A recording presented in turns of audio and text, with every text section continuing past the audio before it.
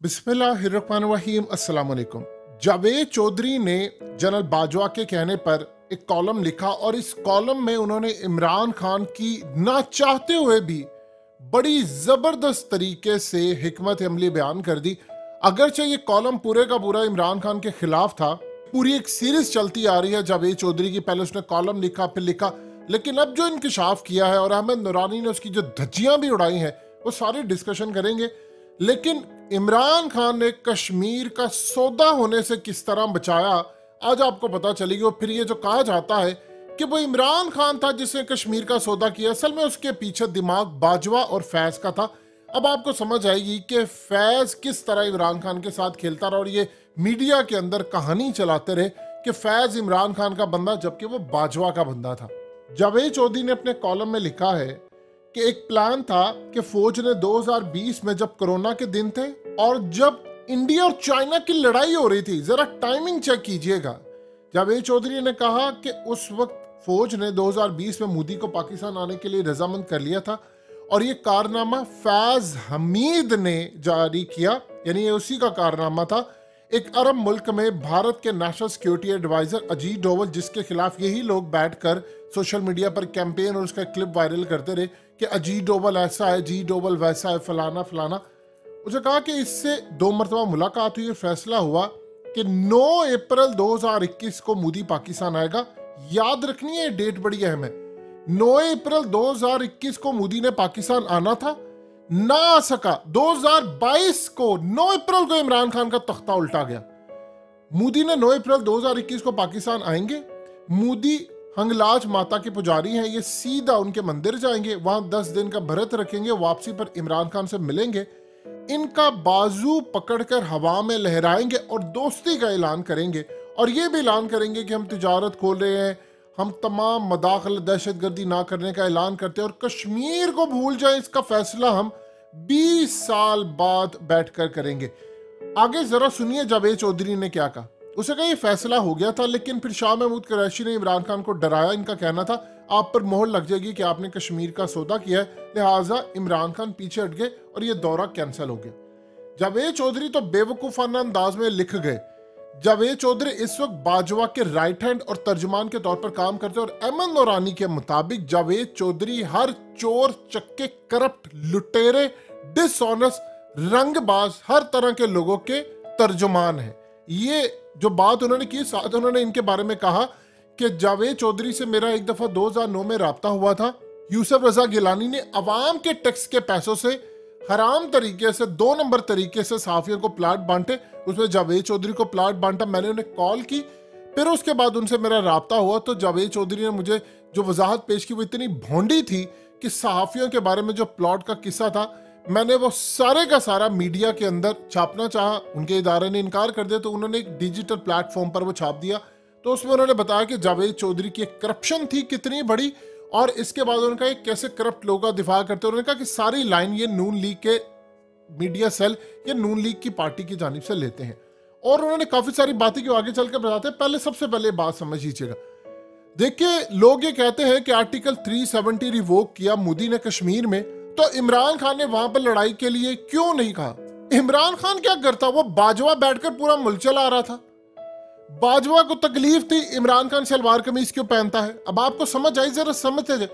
इमरान खान मोदी के खिलाफ बोल रहा है, इमरान खान जाकर आरएसएस की धज्जियां उड़ा रहा है, तो इमरान खान सारा कुछ वहां पर काम कर रहा है, तो फिर किसको तकलीफ चढ़ रही है कि इंडिया से दोस्ती करनी है।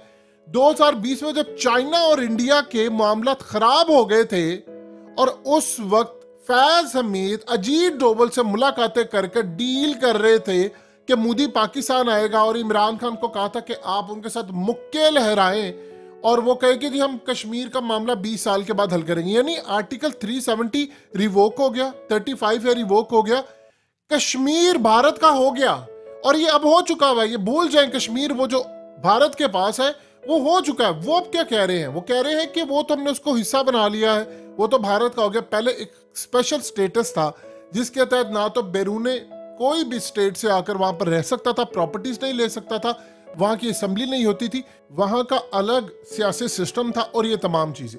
ये जो असल में सूरत हाल पैदा हुई, आप उसका अंदाजा लगा सकते हैं कि मोदी ने वो सारा काम किया, इमरान खान जो जवाब दे सकता था वो दे दिया इमरान खान ने। बाजवा उसको एक हद से आगे नहीं जाने दे रहा था, वो नहीं चाहता था कि इंडिया के खिलाफ बात करे। बाजवा असल में हामिद मेरिस को ये बात कह चुके हैं कि बाजवा से जरा पूछे जाकर, या इमरान खान बताएं आकर कि कौन इमरान खान पर प्रेशर डाला था कि आप इसराइल को तस्लीम करें, क्यों बार बार आकर उसको तरदीद करना पड़ी थी। तो इस सूरत हाल के अंदर आप अंदाजा कर लीजिए, इमरान खान ने कश्मीर का सौदा करने से इनकार कर दिया था। अगर आप ये बात हो जाती, इन्होंने काम क्या करना था, इन्होंने पीडीएम को यूज करना था, सहाफियों को यूज करना था और ये कहना था इमरान खान ने कश्मीर का सौदा किया। डील फैज ने करनी थी वहां पर बैठकर, और बाजवा ने करनी थी मोदी के साथ, और मत्था डाल देना था इमरान खान पर, और सारे का सारा कहना था कि ये असल में काम किया इमरान खान ने। ठीक 1 साल के बाद जब इमरान खान ये सारे काम नहीं कर सका, अमेरिका को अड्डे नहीं दिए, इसराइल को तस्लीम नहीं किया, झुकने से इनकार कर दिया इंडिया के आगे, तमाम काम किए, उसके बाद आप ये देखिए 1 साल के बाद 9 अप्रैल को उसका तख्ता उलट दिया गया। 3.5 साल इन्होंने इमरान खान का जीना हराम कर दिया था, और तासुर मीडिया के अंदर दिया गया कि फैज हमीद इमरान खान का बंदा है। इमरान खान का वो बंदा नहीं था, किसी सूरत वो इमरान खान का बंदा नहीं था, वो बाजवा का राइट हैंड था, और बाजवा का राइट हैंड था। अब आप जरा आ जाए अहमद नूरानी की तरफ। अहमद नूरानी ने कहा है कि इसने आकर, जावेद चौधरी ने बात की है कि जी वो मिट्ठू के सारे एसेट्स मेरे खाते में डाले जा रहे हैं, यानी वो जो 12 अरब की इसकी बेटी बहू की बात हो रही है, यानी मिट्ठू की बेटी की बात हो रही है, बाजवा की बहू की, कि उसका प्लॉट है। तो अहमद नूरानी ने आगे से बात की कि वो अमेरिका में है, उसने कहा एक काम करो, मुझ पर आकर केस कर दो, मैं अमेरिका में हूं, तुम लोग केस करो। उसने कहा मेरे पास डॉक्यूमेंट्स है। उसने कहा कि बाजवा के जो ससुर हैं, यानी इनकी बेगम के जो वालिद हैं जनरल इजाज, उन्होंने जो पैसे दिए, इन्होंने कह दिया कि वो सारे के सारे जो पैसे थे वो असल में बच्चों की तालीम पर खर्च हो गए, यानी उनको कुछ नहीं मिला। तो 2016 से लेकर 1980 तक बाजवा के पास जो सिर्फ उनकी इनकम थी, सारे एसेट्स उससे हैं। तो आप सिर्फ एक बात बता दीजिए, 2016 के बाद वो कह रहे हैं कि इसकी बेगम के नाम के ऊपर लाहौर से, कराची से लेकर कई कमर्शियल प्लाजे कैसे खड़े हो गए, और फिर उसके बाद कराची के अंदर फार्म हाउसेस, इस्लामाबाद में फार्म हाउसेस, डीएचए में प्लॉट्स, और अरबों रुपए की जो जायदाद आ गई। उन्होंने बताया एक एक करके। उन्होंने कहा कि जावेद चौधरी ने पूछा नहीं है कि इनसे कि ये कहां से आई, तो आप फ्रांसिक करवा रहे हैं तो कौम को बताए, आपके पास तो पैसे ही नहीं थे तो आपने जायदादें कहां से खरीदी।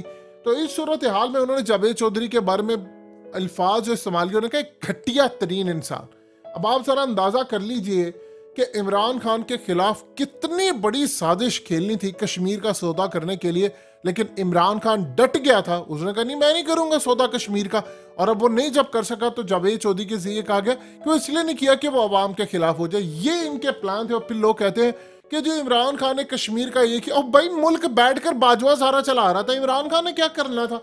जो वो काम करता था उसमें हर्डल डाल देता था, और बाद में कहते थे कि देखिए जी ये सारा काम हो रहा है। आप अब अंदाजा कर लेना मीडिया को कैसे कंट्रोल किया जाता था कि आज बाजवा को गुफ्तगू करने की इजाजत नहीं है, लेकिन इनके तर्जुमान बने कभी कामरान शाहिद, कभी मंसूर अली खान, कभी जावेद चौधरी, और कभी अंसार अब्बासी, और अब मजीद 2-4 सामने आएंगे। 2 साल तक यही बाजवा तमाशा करता रहेगा, फिर खुलकर आकर खुद बातें करेगा, और उस वक्त फिर इमरान खान से इसकी डायरेक्टली मजीद लड़ाई होगी।